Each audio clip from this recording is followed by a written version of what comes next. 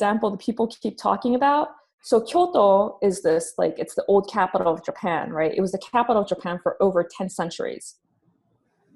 And they're very traditional. They're also like famous for like beating around the bush and not saying things exactly. But they have set phrases that, if you know the culture well, is obvious. And one of them is that if you get offered tea, like if you're visiting someone and you get offered tea, like green tea, that's a sign that you've overstayed your welcome and you need to leave.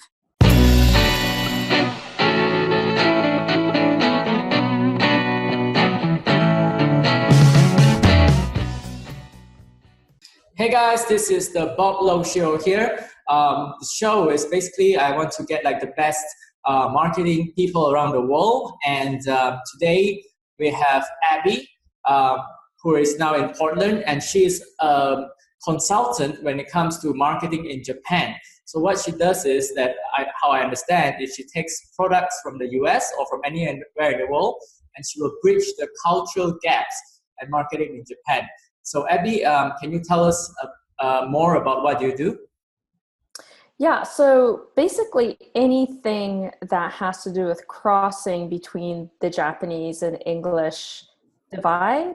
So I deal with what's called localization of marketing materials, and that spans anything from like the linguistic divide to the visual aspects of it as well. And also, I mean, another thing that I sort of do that I don't talk about too much is advising on how to deal with negotiations, because this is all part of the cross-cultural communication issues where the negotiation tactics are also different, and the way relationships are built and how business is done is different too. So anything that has to do with bridging that gap is between Japanese and English speakers is basically where that's the space that I work in. Amazing, amazing stuff, Abbie. How did you how did you qualify, or how did you become into this role? Did you have a background in Japanese or something? Yeah, so, well, first of all, I grew up in Japan in an English-speaking household. So I grew up knowing both Japanese and English as a bilingual, but also like in my house, because my mom's American, although she's a specialist of Japanese studies, but she's still from the States, and my dad is Japanese. So I grew up like constantly having to sort of help them like figure out what was going on with each other. Sometimes they got along really well. So, I mean, they still do. So I didn't really have to like be a mediator so much, but there would sometimes be these moments of misunderstanding because, you know, even if you love the other person, you still misunderstand things. And sometimes there's a cultural reason for that. And so I grew up seeing that. And then I grew up in Japan, but then I crossed over to an English-speaking educational system and had to suffer through that of adjusting to a completely different educational system, and also just a completely different culture because things just operated completely differently. But I was also, I have a PhD in Japanese and Korean studies. And so I was studying my native culture and also a closely related but a different culture, right, Korean, as a specialist. So I acquired all the book knowledge and sort of my understanding of how foreigners see Japan and Korea, while being able to put that together with my own experience growing up there and being a close observer of it. So I kind of have this like very, that's kind of my qualifications, is that, you know, I know as a scholar and a specialist, and I also have the direct experience. And of course, you know, I still have a life there as well, as in I have my friends and family. So kind of have a multidimensional view of Japan, and also I'm able to segment the markets in a very sort of specialized kind of way because of that. Great stuff. I myself can identify with you because I've done a lot of translations because I'm residing in Kuala Lumpur, and in Kuala Lumpur we have basically three main languages. I have a good understanding of English, and I have a basic level of Chinese language, and I also can do Malay. So what I find is that sometimes certain words in English don't exist in the other language. You can't get the equivalent, but can get something similar, but it's not how they actually say things.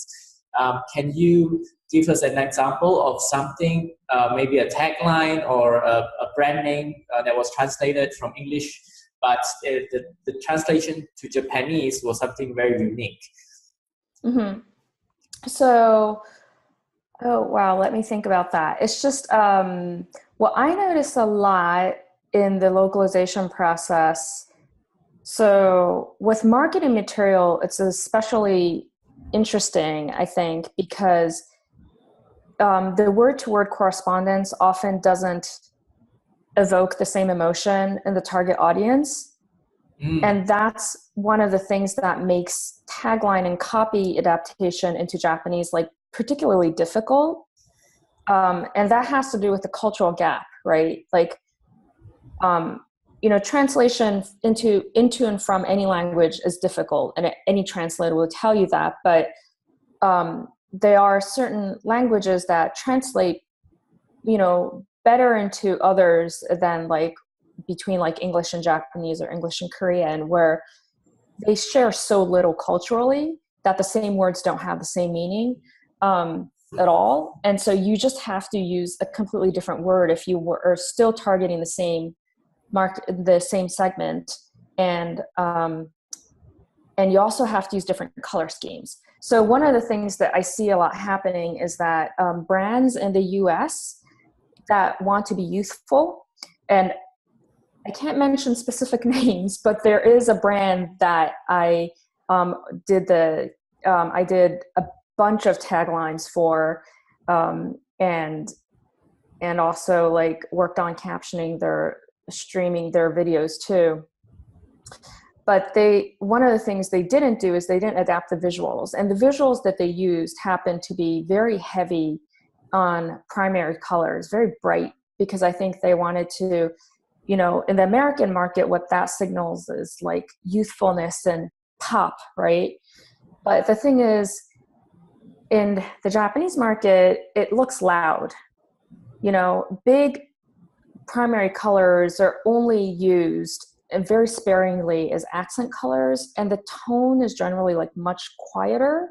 And another thing about digital marketing, the difference between like website designs in the Japanese and the American sphere is that the Japanese websites tend to be a lot, it depends on the industry. The cheaper ones tend to be very like busy and like detailed and like loud colors, but the higher end ones tend to be very, very toned down in terms of color. And so there's a struggle in the digital marketing world in Japan that's trying to emulate more the American style of like being clear, of being toned down and not as contrast heavy, and yet like still being toned down in color, because a lot of Japanese websites, like it's actually difficult to read because they don't like using contrasting colors, and they like to use these very like soft colors. It makes it very difficult to read, but that's what's preferred. And so there's the struggle for that. But what certainly doesn't work is the American style, like just bright colors everywhere to make everything stand out, right? Like to pop out. You have to be much more careful. So I'm not coming up with like a specific word equivalent, but like just visually, those are the things that you kind of have to be careful about. Between the specifically American and Japanese correspondence and localization of visual cues. Nice. One of my best friends here in Kuala Lumpur, here in Asia, is actually Japanese. He sort of owns an SEO agency here, and he talks to me about e-commerce and said he's been in Malaysia for past 3 years already, and he said the main difference between marketing e-commerce even in Malaysia and Japan is in Japan, it's very text heavy. People will actually read the descriptions, the features, where in Malaysia, we don't read so much. It's all about the photos and the price.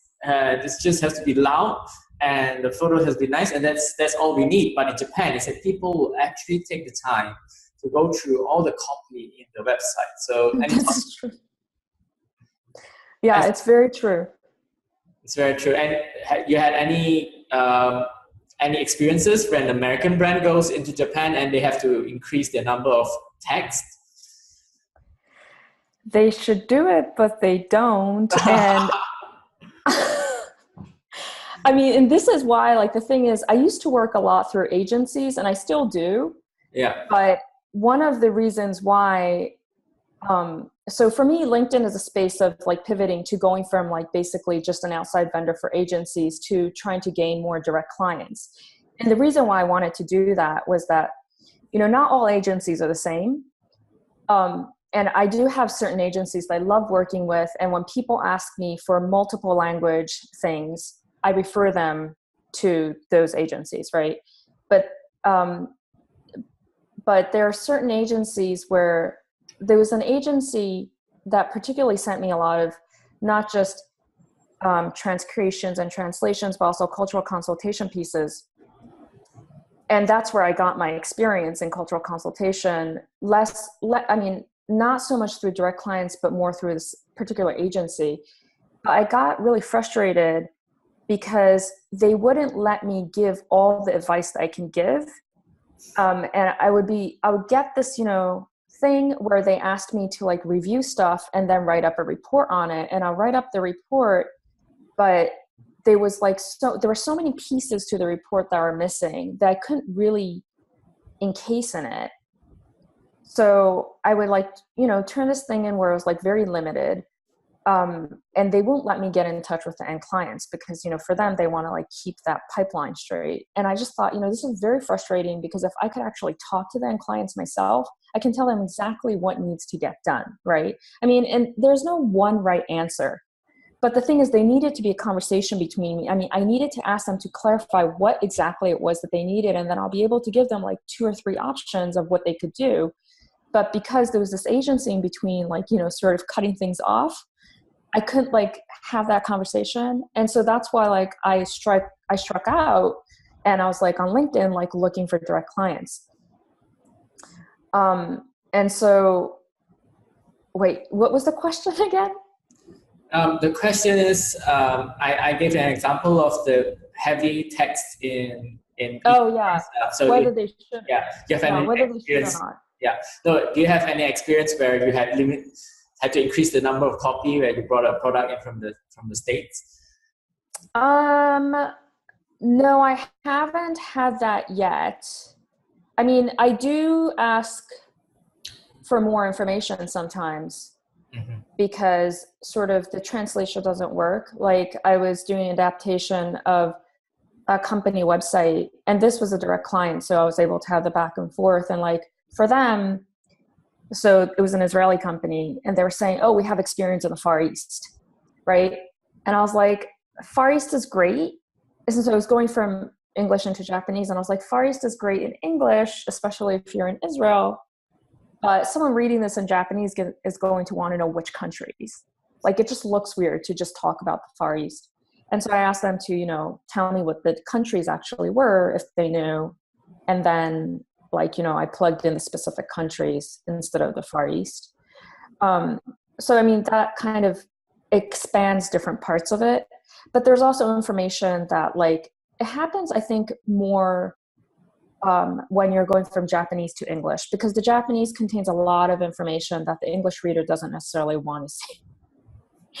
So, like, you know, they give you specific dimensions of things in Japanese often, and the English reader doesn't care. So, you know, they just want to know small, large, medium. I think like the European countries tend to, like especially like the Northern European countries tend to share that desire to want to know the exact dimensions. So like IKEA and stuff tends to give exact dimensions, right? That's very like Northern European. So when you adapt into for an American audience, you kind of cut that out. I feel like I experience more of the cutting out rather than the adding on. When products go to America or to Japan? You said you cut out, that means the product goes to America, you cut it out? Or yeah. Oh, yeah. Amazing. Yeah, I feel like that happens more. Why do you think, a question I want to ask, like why do you think culturally that Japanese are more into the details and more into the descriptions and the features? is it like if you ask me things like this, I will give you examples of like our Chinese history or some proverb that made us this way. Is there anything that you can think of? So that's really interesting because I do think the primary difference, or one of the primary characteristics of how Japanese business operate in general is that it's all in the details, right? Details are really important. It's not like Japan was always like this. It's just that from the 1950s onwards and until now, details have become the prime importance, especially when you're talking about product development. And there's a proverb, even small dusts, if they accumulate, they become a mountain, right? And that's that really describes how Japanese businesses, or the ideal Japanese businesses, tend to operate. And so I know that in China, Japanese businesses tend to get criticized for being too slow on working on stuff. They're like, yeah, Japan, they create great, really high quality things, but they're so slow that it's like for Chinese companies, they're really frustrating to work with. Japanese companies, they just like don't move fast enough. But that's because they want to get all the details right first. And I have this experience where I was in a meeting between an American company and a Japanese company, and the American company was serving the Japanese company. And I was in their meetings like for 6 months. It was like a long-term assignment. And this thing kept happening where the American side of the company was making presentations to the Japanese side. And they kept trying to get an okay for the big picture and go into the details and then hone into the details. And the Japanese side kept focusing in on like whatever details were off about the big picture thing, and they just weren't giving an overall yes or no, right?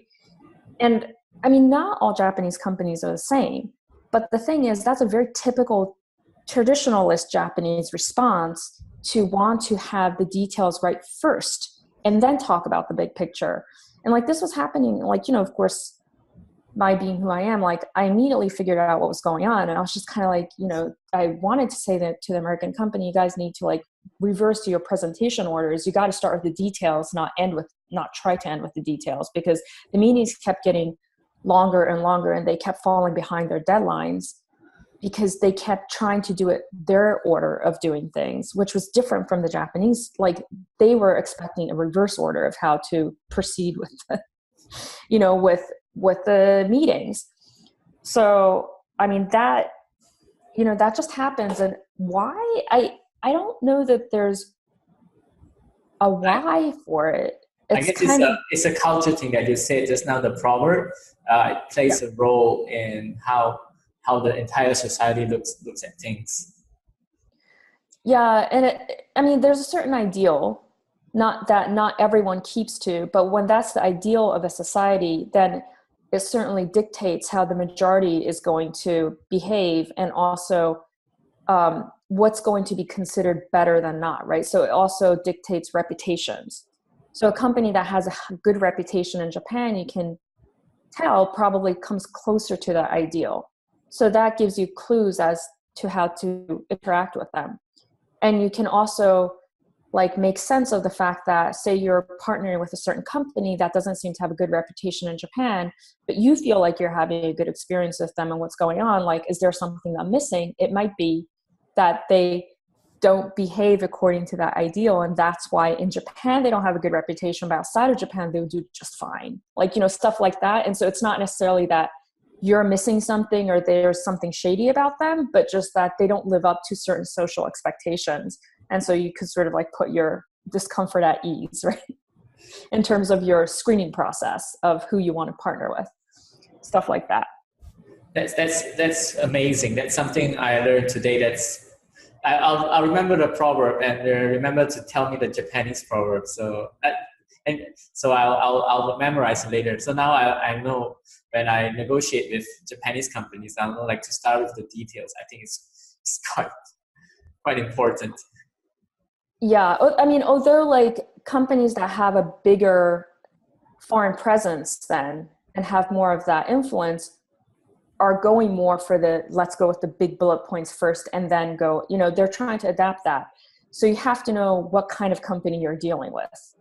I mean, that's the difficulty, is that there are multiple sort of variations on it. And there are a couple of clues that you can look at, like where they're headquartered often tells you something. And if you know the CEO's personality, that will also tell you something. Like there are a couple of things that you have to look at, and also sort of their international presence. And that will tell you a whole lot more about what kind of approach is going to be likely effective for that specific company. Yeah. Abbie, you said something about you would help out if like in terms of negotiating directly to a Japanese company better. What are some of the tips that you give when negotiating with a Japanese party? So what I've done is that usually at this point, I haven't been able to participate from the beginning, and I'm just hearing things retrospective. Or I've been either sitting there and they didn't want to hear what I had to say if I was there from the beginning, or like I've only heard things retrospectively, and then I've been able to like give advice based on like kind of troubleshooting more, based on what I was hearing. But it's based on your interactions, and so tips are, you want to research the other person. Like you want to research the other entity. You want to know what kind of a company it is that you're dealing with and what's their style. And Japan, I think, especially contemporary Japan, is kind of a tricky place because you have on one end a very traditionalist behavior where they're kind of like acting like a stereotypical Japanese company. And then, what people think of as Japanese. And then on the other spectrum, you have these Japanese companies that are very internationalized, and they emulate and behave like, big international corporations. And also the size of the company says a lot too. So you just need to research them really well. And this is partially important because the Japanese company does that. I mean, this is one thing about business in Japan, is that unless they're like basically a very small operation, they're very likely to honor and do a lot of research of the other entity that they're going to potentially partner up with, right? They do that, and so they expect the other side to do that as well. And so you just have to do a lot of probing. And then, I guess one tip is that don't expect to walk out with a contract the first day you're negotiating with them. Expect to build a relationship over years first. And so you kind of have to approach that. It took me, I have one company that I work with directly on a semi-regular basis. It took me 3 years to build a relationship with them until they came to a place of commissioning me anything. So that's pretty typical. And they are actually more forgiving in that I don't have to be living in Japan, seeing them like on every couple of months. Like I only see them maybe once a year or maybe twice a year at the most because of just sort of, movement issues. And they still commission me stuff. They're very, forgiving of that in that sense, but that's how long it takes. Like that's pretty typical. Yeah. Yeah. I'll give you an example. Here in Southeast Asia, not to say anything negative, but in Southeast Asia, maybe not Singapore, but the rest of us have a problem saying no. In Indonesia, Malaysia, we will never say no to your face.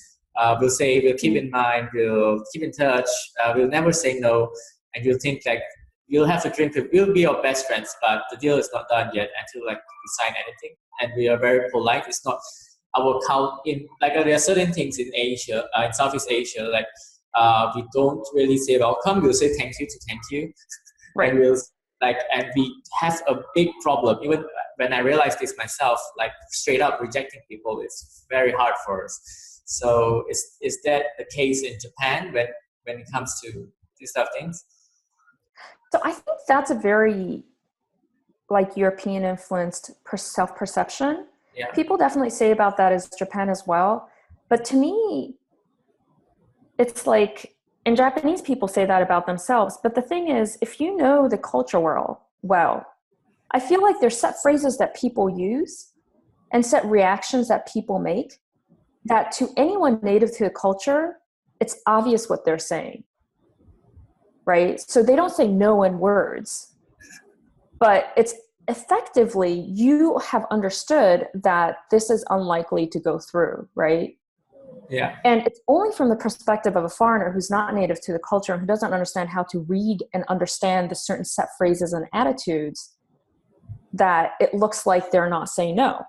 Yeah. And I feel like that's true with Japan also. Like one of the famous things in Japan is that when people say, oh yes, we'll consider it, like often we'll consider it, you have to put it in context, but half of the time when someone says we'll consider it, they're saying no. What? Right. Yeah. You know, unless it's in the context of there's been like a long discussion going on already about something, and then you suggest something kind of as a condition, right? In that context, if they say, let us consider this, what they mean is, let me take this back to my team. We're going to discuss it with my team, and then we'll come out with an answer to you that we've come out together. That's a different kind of let me consider it. But then when you just like pop out some kind of proposal and say, hey, how would you like this? And they say, let me consider it. That's often a no. And that's just like obvious to anyone who knows, who knows Japanese and who understands like how negotiations happen. Yeah. And so it's only to a foreigner who's taking that one sentence, literally translating it to English, and they're just kind of like, but they didn't say no. You know? And I'm just kind of like, but did you read it in context? Did you like, you know, did you plug it into the whole context there? Like what else was going on? That, I mean, that's a pretty clear no to some people, you know? And I think that trickiness of reading things like that and understanding it is like true here too. Like it happens to me here where like I ask someone, hey, can you do this for me? And some people have a really hard time saying no. They say, oh yeah, sure, of course. And then they don't come back to you. And some people just forget. And so you just want to remind them. But what I've learned is that by the third time you're having to remind someone to do something, they actually have no intention of following through. And so you got to drop it, right? The third time is kind of like, for me, the magic number, where it's like by the third time you've reminded someone of something and they're not following through, they're just having a hard time saying no. But they're never going to follow through with it. For whatever reason, maybe like they're having a hard time saying no, maybe they're just forgetting, maybe it's not a priority for them, but whatever the reason, they're not going to follow through, and you've gotten that message. That's great. I actually learned something that, in Malaysia, if like you ask someone for a dinner party, if you ask someone to go out and they say, I'll let you know, it's 80% that's a no. Right. I'll let you know. But for a foreign person, I'll let you know. Oh, they're hopeful, but I'll let you know it's 80%, but 90% is a no. Right. You can't get too literal about things like that. I mean, that's what cultural competency is understanding how to understand that. And another great example that people keep talking about. So Kyoto is this, like, it's the old capital of Japan, right? It was the capital of Japan for over 10 centuries. And they're very traditional. They're also like famous for like beating around the bush and not saying things exactly. But they have set phrases that if you know the culture well is obvious. And one of them is that if you get offered tea, like if you're visiting someone and you get offered tea, like green tea, that's a sign that you've overstayed your welcome and you need to leave. Right, in Kyoto specifically. But this is like, you know, nationwide famous in Japan of like how indirect Kyoto people are, you know. But I mean, okay, indirect in that literally they're not saying leave now, but it's like famous, like everyone knows that if you're in Kyoto and you're a traditional Kyoto home and they've said, hey, would you like some more green tea? That means, okay, you need to leave now. So the words are not direct, but the behavior is very obvious. Right? So, I mean, that kind of stuff. I mean, I think that's what cultural competency is, knowing those codes. Yeah. Talking about cultural competency, you say something, there are cultural differences between different regions in Japan. Like different, can you give us an example? I always ask for examples, like how, like you marketed a product, would you market a product differently, for example, in the cities or in the different parts of Japan? So the big difference is sort of the Tokyo area and the Kansai area, which is where Kyoto, Osaka, and Kobe are all clustered in very close quarters, and sort of the rest of Japan. I mean, Okinawa also has its own. Let me not get too detailed. It depends on the product too. So like makeup, I don't think there's a big difference. You could sort of market it in very similar ways in all places. I'm trying to think of what are the kinds of products that would sell differently. Well, for instance, like Osaka, which is in Western Japan, is known for its humor.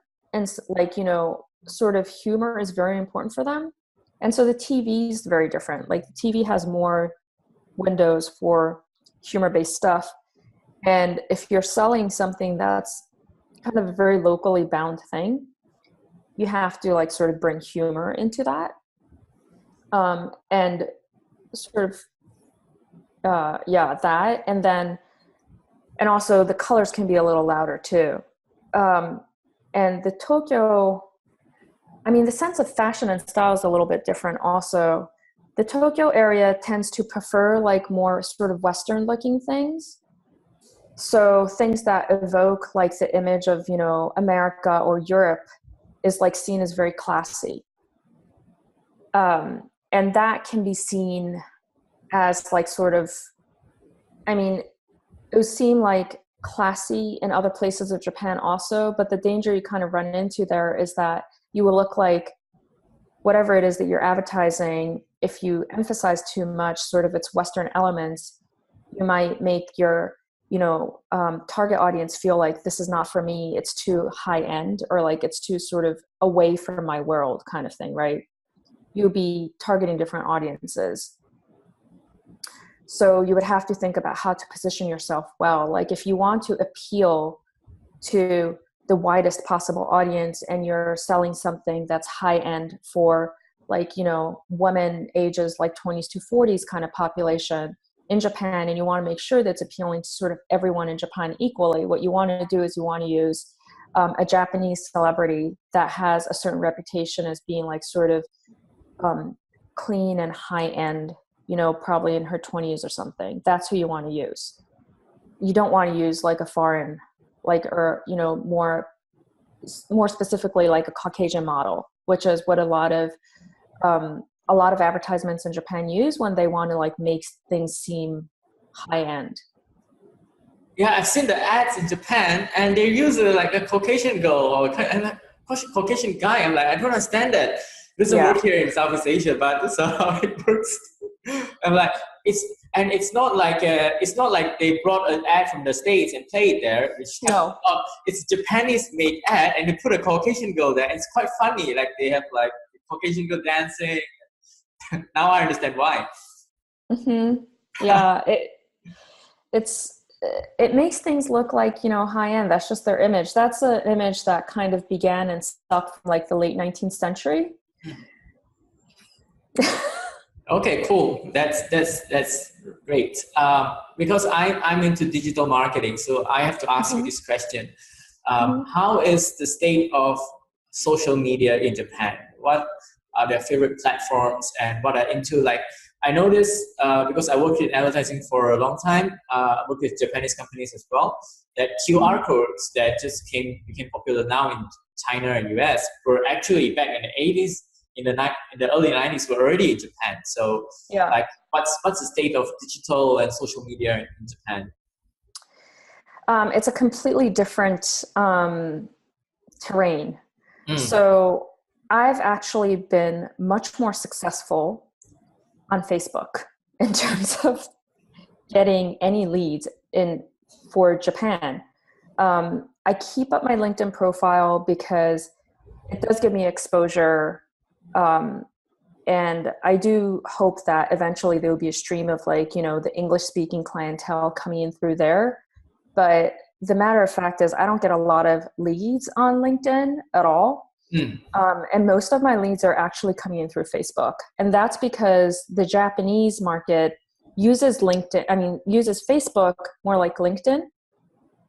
The population of people who use Facebook is a little bit different in Japan. It's older, it's more professional. And this was not true in the past, but 2015 was like the turning point. In 2015, suddenly Japanese people started flooding Facebook when they were like almost non-existent. And it also kind of became a quasi-professional platform. So there's another platform that's like supposed to be a LinkedIn equivalent called Wantedly in Japan, but that's more like specifically just business. Just sort of, you know, social media and digital media behavior in Japan is also very different, right? So there's kind of like this pretense of mixing the private and the business on Facebook, but that's like actually primarily a business platform. So people are very careful about what they say and don't say on that platform. But LinkedIn Japan is really trying hard to like make it happen. And I've seen like an increased number of Japanese speakers on the platform using Japanese. So I think it's going to happen, but it hasn't happened yet. It's definitely not a Japanese speakers platform at all.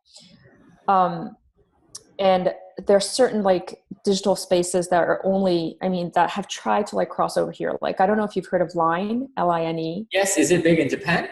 I have Line. Yeah, it's huge. Oh. Like if you want to do digital marketing in Japan, you have to use Line. It's my favorite messaging app because I travel to Thailand a lot. It's the number one messaging app in Thailand, and I believe so it's also in Korea, and now I just found out it's in Japan as well. So it's like the Asian WhatsApp, but with GIFs and moving characters and a lot of crazy stuff, and Taylor Swift is in there. So it's very interesting messaging platform. It's very different from WhatsApp. WhatsApp is very boring compared to Line.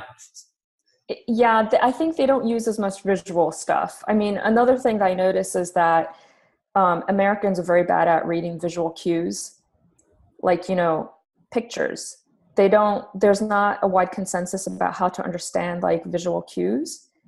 And they're generally not very good at reading and understanding it compared to like, I feel like the general Asian audience.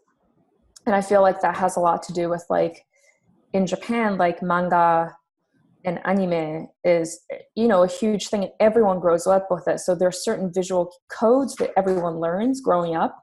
And so that kind of enriches like the visual, you know, field even more. So I mean, I think there's partially that too. But yeah, and I think, yeah, but also there's like in Japan, there's like a clear separation between the public and the private, right? So the public will, so in the public realm, no one would ever use emoji. Like that would like, unless you're like in a specifically creative space, if you use emoji ever. Emoji is a Japanese word? Yes, it is. Oh, I just learned that. Oh. Yeah, it means picture letters. Oh, okay. I just found out it's a Japanese word. Yeah, picture alphabet, picture letters. So yeah, it would, like no one would dream of using it because it would like basically end your professional career. Yeah. But they use it all over the place when they're corresponding with friends in private, right? Or like colleagues who are like switching into private. It's like a way to signal that you've become like private friends, like out of the workspace. Yeah. Amazing. Yeah. Amazing. I'll use Line when I get to Japan. Seems amazing. I have Line on for all my Thai friends. But this sort of the next question that I'm going to ask is sort of more a personal question. I don't know if you're next to Japan or not, but being in an Asian, I'm ethnic Chinese, but living in Southeast Asia.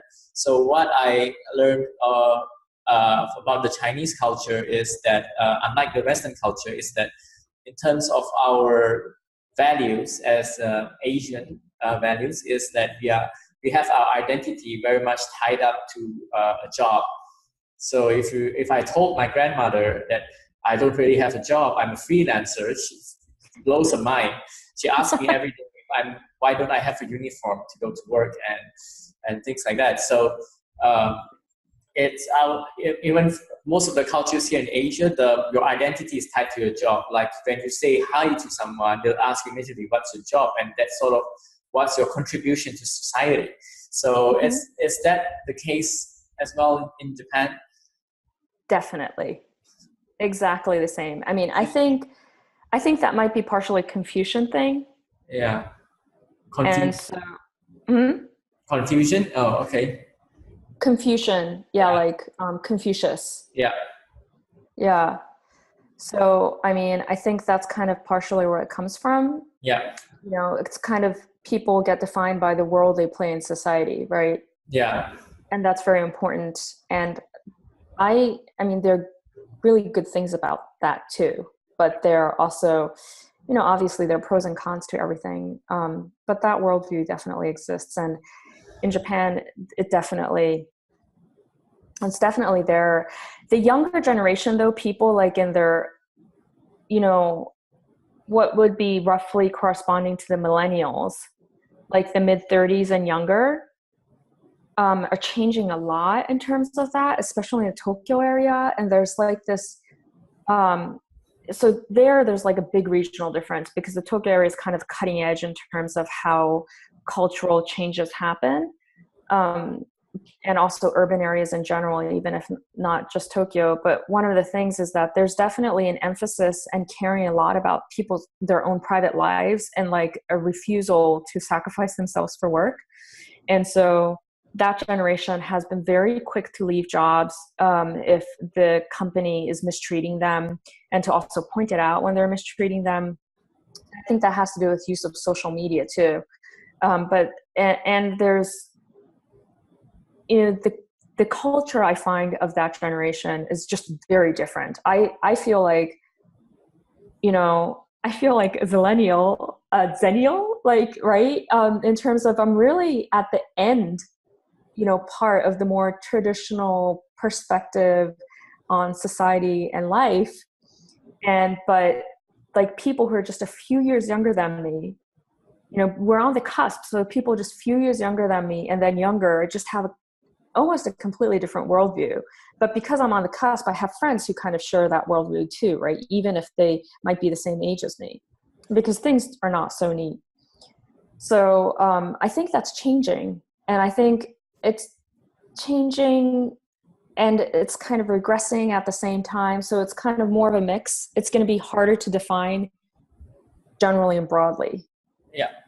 I see this as more of the rise of the value of the individual against the big corporations. Like I'm also on the fringes. I'm actually in my 30s, so I understand the view of the baby boomers because that's my boss, and the way he says is like he expects people to work very hard until like 10, 11 before like he really appreciates the person and gives a promotion. Like, so that's like his expectations.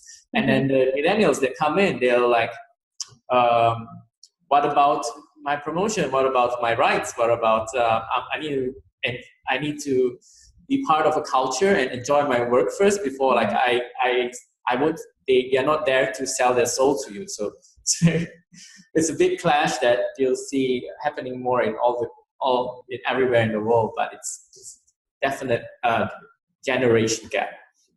Yeah, I mean, and I think a lot of it also has to do with like jobs are so much less stable now, right? So, you know, it used to be more that you got employed, you became an employee, you were expected to stay at least a decade or two, if not for the rest of your life. And so things are much more stable, right? So it's kind of like being employed was like becoming a part of a family, really. And so you could like have this, you know, build up and you could give as much as you can because you knew there was going to be some compensation somewhere along the way. But now that's not, you know, that's not how employment happens anymore. Like a lot of people get fired or they move or something, that it's like the relationship in a lot of ways is a lot more egalitarian, and that there has to be equal exchange, and that equal exchange has to be obvious from the beginning. Right? Otherwise, and the younger generation has grown up seeing that as their reality. So they're not going to wait to see the eventual exchange, because their life experience teaches them that this relationship can end tomorrow. And so I need to see what the value exchange is right now. Otherwise, it's probably going to be an unfair exchange.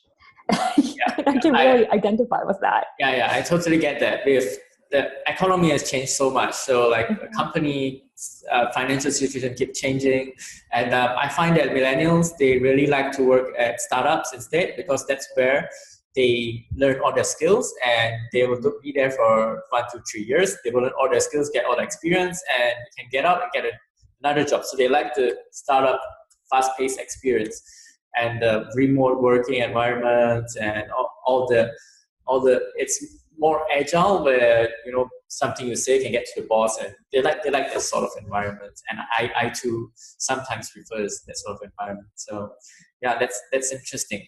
So Abbie, have you done any work where you you marketed something to Korea, because you also equally have great knowledge in Korea? No, I haven't worked at all with the Korean scene. Okay. Yeah, just because I've concentrated, with Japan, like I have a very stable footing. Yeah. So that's where I've concentrated at this point. I think Korea is going to be somewhere where I expand to in the future after the Japanese part is like solid. Yeah, but as an expert in Korean culture, this is just for my own knowledge. What's the big differences between the Korean and Japanese culture? There's a huge, it seems like a huge difference to me. The aesthetics are quite different. The social structure is quite different. And so those come out in different ways. One of the things about Korea is that structurally, it doesn't have a very strong social security system. So the gap between the rich and the poor is huge. And that's growing in Japan too, but it's coming from a place of having been less so. So that's Korea is a much more class conscious society. And so the market segmentation, I think, tends to be more even more important. Like it's very difficult to target a certain segment of people without defining it also in terms of, like, you might not define it in terms of class, but things that signify class, like college graduate or not, things like that. Yeah. And also Korea is a much more politically active place, and like political activism is a huge part of its culture, and Japan is almost opposite of that. So like, one of the big differences between like posts on Facebook that you see between Japanese and Koreans, like living in those places, is that the Koreans tend to be a lot more vocal about political situations that are going on. And Japanese posters will, except for the very few who are into politics, and then they get branded as people who are into politics, they won't post anything about politics, like no matter what's going on. Right? Like they'll only post like photos of food that they're eating, photos of views of a place that they were at, like these things that can be posted at any time, anywhere, like really evergreen stuff, unless it's like seasonally tied. And so that's a stark difference. And so, and then also the color scheme preferences are different too. Korean color schemes tend to be much brighter than Japanese ones. And there's traditionally, there are different color schemes that prevailed. So that also changes things a little bit. Yeah. Preferences of things are different, right? And marketing is all about preferences. So yeah, what you said about class is absolutely true. One of the viral advertisements that I saw, one of the viral videos I saw, was an ad that came from Korea, which greatly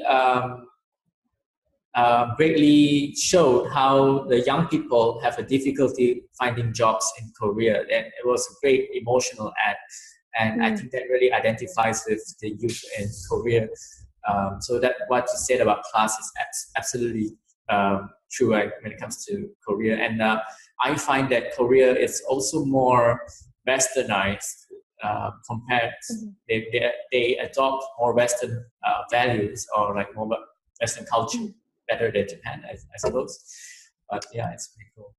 Well, I think like they're more like compared to Japan, Korea is more emotive. Like it's more, or it's not that they're more emotive, it's that it's considered to be okay socially to speak more loudly and to speak out more.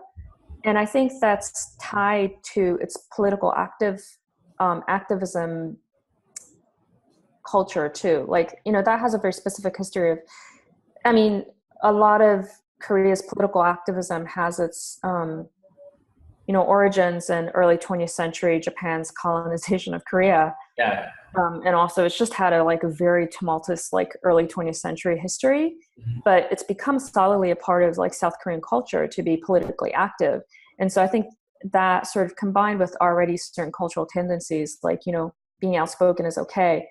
And in Japan, it's really not. Like conformity, I mean, they both are conformist societies, but they come out in very different ways, I feel like. Yeah. And yeah, I don't know if I'll call it, but it's easier if you're already more outspoken, it's easier to adapt into what presents as more westernized, I guess. I'm not sure that I agree that it's more westernized, but yeah. I think it's more, in a way to put it, a more progressive society, in terms of politically progressive.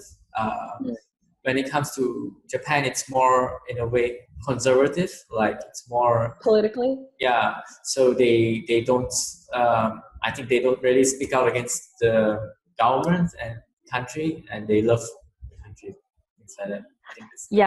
Yeah, the citizens have much more power and much more empowered in Korea. That's true. That's what you mean, right? Yeah. It's much more democratic. Yeah. But that's because it was under like, you know, decades of military dictatorship. Yeah. And it's a reaction to that. Yeah. I mean, that's awesome. I kind of wish that Japan were like that too. It's really, kind of stifling in that sense. Yeah. Just a personal question, because you lived in Japan and North America, of course. What's the difference between living in these two worlds? What, North America and Japan? Yeah. I wouldn't know where to start. And anything funny or anything that... I mean, also the thing is North America is so different depending on where you go. Like even in the United States alone. Yeah. Yeah. I mean, the South feels like Japan, but just a Christian version of like rural Japan. Really, like the South felt like rural Japan, but Christian. Which was, and then the coasts are very different, but also similar. The big urban centers, I think, is what people think of when they say America. Yeah. The big urban central, you know, and so what's the difference? I mean, New York is a lot like Japan because they have so little space. And so you see a lot of the same furniture being sold in New York and in Japan, right? Furniture that you don't see anywhere else in America. Because like there are these things that fold up and like fit into like these small spaces. Yeah. And other places in America, they don't have a need for those things. So they're simply not sold. Right. So, I mean, I walked into once a friend's house in New York when I was living there and saw the same table and chair set that I grew up with in Japan. It was one of these things that fold up and like you could put the chairs in the middle of the table. And so it becomes like this flat thing that you could just like put into a corner. And like, I just couldn't imagine that being sold anywhere else. Okay. So Japan in the States, one of the big differences, people eat a whole lot more. The servings in the US are much larger. Yeah. They're like 3 times the size. Yeah. It's a little crazy. Yeah. I love like authentic Japanese food, like with all the everything like that's fresh and it's all in small portions, so it's much more healthy. Yeah. Okay, moving on to the things that you do in the States. You're one of the founders of LinkedIn Local in San Diego. So tell us how you got started to start LinkedIn Local. Okay, so this is what happened. I used to do online community organizing in Japan for anyone who would be considered a cultural minority in Japan. And the way it happened was that, so in Japan, you meet in the digital space, and if you don't meet offline, it's like not really a community. Like no one would consider that a community, right? And so I was pretty early in that in terms of, I had a space online and I would put on, they would call them offline meetings in Japan for anyone who identified as being a minority. And so that was sort of my model of like online meetings, is that it's all about taking it offline. And so when I was starting to meet people on LinkedIn and I thought, oh, this is interesting. I started I decided that I wanted to meet people locally because, business you do face to face. And if you can meet someone, if you can meet them face to face, like in person, that's definitely better. So I wanted to organize an offline meeting like I'd been doing like 10 years earlier, right? Or 20 years earlier. And so I wanted to do that. And then you don't do things like that alone. Like it's much easier to have collaborators. So I was like looking for collaborators, but then time was passing by. And then before I knew it, there was hashtag LinkedIn Local going on for offline meetings for LinkedIn. And I was like, oh, perfect. If someone has already started it and they named it and they're branding it, if I use the same branding, like it would definitely amplify it and I'll get more people to come. And it will be more fruitful for everyone because the whole point of this is to meet other people and to make the online connections offline. So the timing was really right for me. And so that's how I got involved in it. And then, yeah, like I just, found good collaborators to put it on. And that's how I got involved in it. Amazing. That's because of your collaborators. I think like Brian Shulman and who's the other collaborator? Rocio Suna. Yeah. So that's why even here in Asia, the most popular LinkedIn Local that we see on LinkedIn because of our connection stuff, it's LinkedIn Local San Diego. I don't see like LinkedIn Local New York or anything, but the most simple one that I've seen is San Diego because of also like you had String who visited and she is from Australia and from Vietnam, and she like that sort of brought attention to LinkedIn Local San Diego, so it became sort of like an international thing. And I'm like I wish I was going there. Yeah. Yeah, who's really good about amplifying that message? So I tend to do like more of the on-ground organizational stuff, but I'm not very good about, and I'll do the marketing before, but I'm not very good about amplifying the message like on the platform. And who's really good with that is Brian Shulman. Yeah. Like he will make a number of videos, in terms of marketing, and also before it happens, after it happens. And so like he really amplifies the effects of putting it on. Yeah. He's really good about that. So I think it's kind of really in that sense, like collaborative in terms of, we draw from each of our strengths. Yeah. Amazing stuff. Any examples of things that you got out of organizing LinkedIn Local? Strengthening ties, I really do think when you're able to take online connections offline, there's a lot of criticism of online communication and online like social media, because I think people tend to see it as replacing offline communication. But I feel very much like, online communication only enhances offline stuff if you make sure that you translate it into, the offline meeting too. So I really enjoy it. Also, I mean, one of the things is that there are a lot of people in cities where you just don't meet them because you don't cross over in any kind of way, right? Yeah. The digital platform kind of flattens out all the differences, like geographical differences, professional, industry differences, stuff like that. So you know how like numbers have a way of flattening things out, Yeah. where it's not like a cup, it's not like a mug at a glass, and it's just like you have 5 cups. Yeah. And in the same way, I think the digital platform has a way of flattening out those differences. Yeah. And so you just become like this profile picture instead of like, someone who goes to the market at 8 p.m. and someone who goes there at 6 a.m. Like those differences kind of disappear. And so taking that offline has like this really interesting diversifying effect. So you meet people online, someone who you would probably never meet in real life. Yeah. So then you take that offline and it like expands your world like exponentially. Yeah. Because you've made, your digitized self online, and then you take it offline again and you become like this 3-dimensional person again. But you're 3-dimensional people who would have never mixed otherwise. But because you kind of have that feedback effect. So, LinkedIn Local in that sense, like has a very specific way of doing that. And I really enjoy that sort of diversifying effect. Amazing. I really love what the LinkedIn community is doing around the world. That's why I also started the show. So I can't imagine, like, because of LinkedIn, I've never met you. We are on opposite ends of the world. I know. Like, literally like 12 hours apart, and like we're having this show.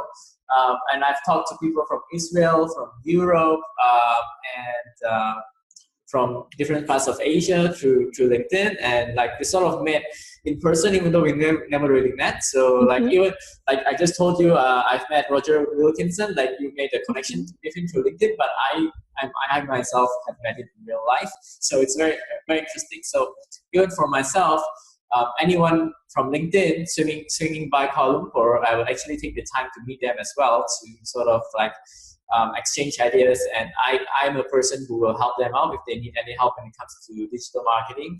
And it's been a very good community, LinkedIn has been. So yeah, look forward to if I ever visit the States, I'll go to any of this LinkedIn locals. Yeah, I think that'd be great. Yeah. So LinkedIn local, I know what I want to talk about again. I'm sort of lost now.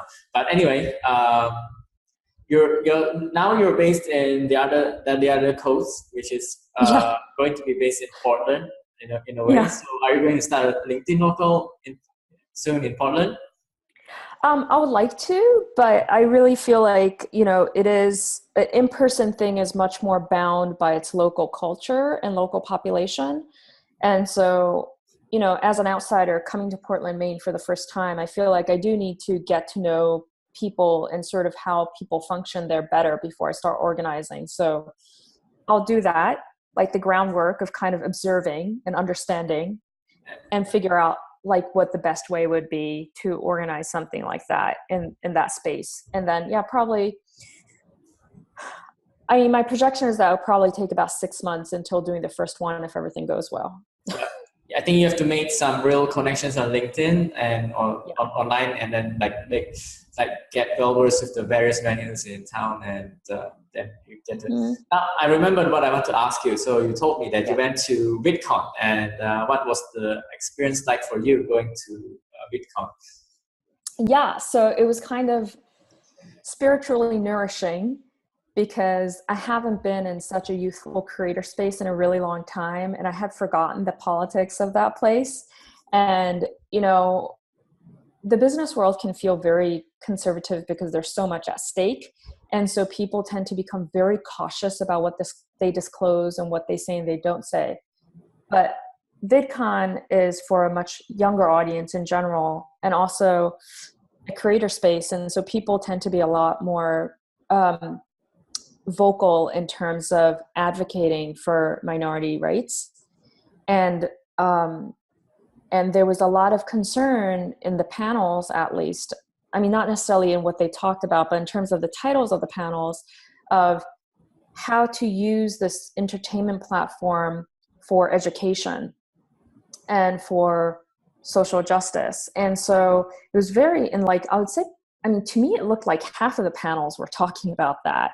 And it was very encouraging to me to see like such a wide range of advocacy going on and being tied into this, you know, entertainment platform. It's not entertainment for business. It's really a community oriented entertainment. So and a lot of the creators come out from a place of never making a revenue, right? So it's not really a business venture. There's a very strong strain of non-business oriented creation going on. And so that fuels this advocacy kind of atmosphere. And it was very kind of reassuring and refreshing to be in a space like that, where that's like sort of the primary rhetoric. And, you know, it's celebrated. So it was very refreshing in that sense. And it was kind of like a nice way to say goodbye to Southern California. I see that as a sign of democratization of media, because in the past, where anything that goes on TV or magazines or radio, the big corporations had the choice of which race or who were represented on the media. But now that it's democratized, you know, like everyone has the equal fair chance to create content. So that's why that's an emphasis, I think, when it comes to these type of conferences. So I agree. Yeah, I would like to see more, because you're also a creator on LinkedIn. So I would actually like to see more Asians create videos on LinkedIn. It's not a lot. There are a few of us, but for me, I discussed this with Roger. I said, and he agrees with me as well, that it's very hard for an Asian person to pick up the camera and talk to it, because we are a very conforming society and we don't really want to stand out. And if you stand out, most of the time you'll be looked at and get shut down. So that's the general consensus. No one really wants to stand out. And I'm also not really comfortable of putting my LinkedIn videos on Facebook anyway, so that I don't want my friends to see them. But on LinkedIn, everyone who sees it are from the West or from different parts of the world, so it's still fine. So that's the cultural difference. So there are not many Asian creators yet in Southeast Asia, but there are, of course, lots more in the West. So any thoughts on this? Oh, definitely. Like, so I just did at Vidcon. So I was hanging a string a little bit and I did a video of her where I was doing it Japanese style, right? And she doesn't look 100% comfortable because it was like done Japanese style, which is a style where like, I'm not in the screen at all. Even though I'm interviewing her, I'm behind the camera and I'm interviewing her from behind the camera and the camera's just on her, right? And they're like, and I'll upload it soon. It's only like 2.5 minutes because, you know, my thing is about keeping everything short. Yeah. But, you know, I kind of did that on purpose. And I've tried this in the past, although I wasn't explicit that I was doing a Japanese style. So people, I think, just thought this is very different and like didn't really, you know, realize what I was doing. But the Japanese style of creation for business purposes and otherwise is just very different in that they try to make the person who's taking the camera disappear and become the camera's eye, right? So like one of the very common ways of doing documentary films is, and this is a big contrast, they will film the pathway that someone is following with like their sound of like breathing and stuff. So you feel like you're walking along yourself. But I noticed that with American and Western things, they film the person walking towards the camera, right? In a documentary style. Yeah. So there's this preference for having a person in there. And so that's why you have this thing of people talking into the camera, which like is a very uncomfortable thing for a Japanese person. And you're saying like for Asians in general, like it's, you don't want the camera on you want the camera on the thing that you're looking at, right? You want to be the camera's eye. And so, and that's why you know, so like the few people who are posting regularly on LinkedIn in Japanese, the only things you see is like photographs of food and, you know, also very general comments about what day this is, like nothing about their personal lives or even professional lives. And even the LinkedIn Japan team, like, doesn't film themselves, like, square on. Like, there's one person from the LinkedIn Japan team who's posting stuff semi-regularly. She will do an interview and she might take one photo of herself with the person who she's interviewing, but like rarely. Mostly she doesn't show up in her own posts, right? And that's just a style. And I agree, I want to see a lot more Asian content creators online, on LinkedIn. But I think for that, there has to be an acceptance of the style where, like, you're not going to be seeing the person who's behind the camera all the time. Yeah. I get that too. I have the urge to not be in the camera most of the time. I wanted to like take a video of a scenery and just talk to the scenery, and Yep. I thought that doesn't really. I've not seen anything on this like LinkedIn. But I've done it I think once, but it was different. For me as well personally. It was very hard to do my first LinkedIn video. Very hard to talk to the camera, and I just took a lot of guts to do it. And once I did it, I got so much encouragement that, and I had so much good results that I kept doing it because I wanted to be part of my personal brand, and I really enjoy connecting with people on LinkedIn. So yeah, that's why I do it. But I'm like the most. A lot of people from the West say that I'm like the most charismatic person here in Southeast Asia, like the most funny one, but it's not easy. It's not easy for most of the people here in Asia. It's really not. It's really hard to get in front of a camera, especially if, like, it's fine if someone is doing a show, like shooting you, Right? it's fine, but you yourself holding up your phone, it's not fine at all. And I find it's very difficult. Like, one of the big adjustments that I had to make just across the board in talking about myself and what I do in English is that I always have to make myself and myself alone the hero of whatever narrative I'm talking about, right? Like, I'm not supposed to, like, I can't talk about it we and talk about the collective that we did things together and we accomplished this together. Like, you say that stuff and it's seen as weak. Like, it's seen as you, either that you don't take enough credit for yourself or that you actually haven't done anything. And so that's been very difficult for me throughout. And it especially hurt me a lot in job interviews, because I like to talk about what other people, I mean, it's just a different way of talking. Like, in Japan, and I think this is true in Asia in general, the person who gets admired is not the person who toots their horn all the time talking about what I did and what, I did then and what I did now. Like, it's not about the I, it's about how much can you, really pull up the people around you. So the person, a true leader, tries to disappear and tries to push up the people around them, right? Because a leader is someone who has good people around you. Yeah. So if you are in the center, you don't have to tell people what you've done. If there are people around you who are doing all these great things, by inference, you're probably also great. Yeah. But here, if you're going to be a leader, and if you sort of want to be, you want to be legitimate, you have to tell people at every turn the great things that you did. And that sometimes means that even when you do something with other people, you don't, from an Asian perspective, you're not giving them enough credit. Like, from my perspective, if I don't credit someone, like enumerate everything that someone did and talk about exactly how they contributed, that's not crediting them enough. Just saying, oh, they're a great help, like, to me, is like not enough. But like in the West, if you give too much credit to other people, you're like considered to be like weak.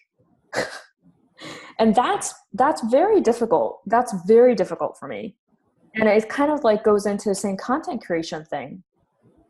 I mean, Quentin is a little bit unusual in that he credits people, like when he has a film, or like he filmed something and someone else took a picture of him, someone else did the filming for him, he always credits that other person.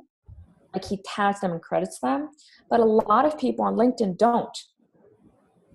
Like they will use someone else's music, they will, you know, they'll have someone else film something and they won't tell you who did that. Right? And that's considered to be okay.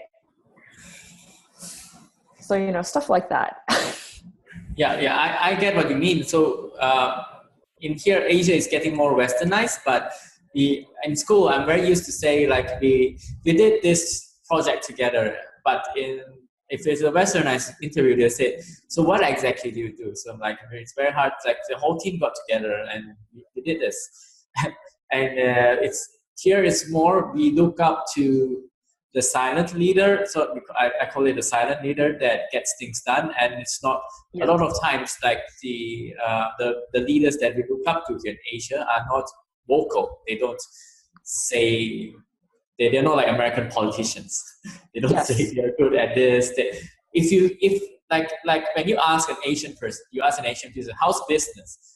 They will, it's like false humiliating. They will say, it's doing okay. It's good, but actually it's doing amazing. But you don't boast. If you boast, that means you're doing very badly. Like anyone who stands out or who talks about himself, we view it as an insecurity. We view it as someone has no self-esteem. Whereas like a lot of rich people, especially here in Asia, they dress very modestly and they don't flaunt anything. It's because that's a value that you see.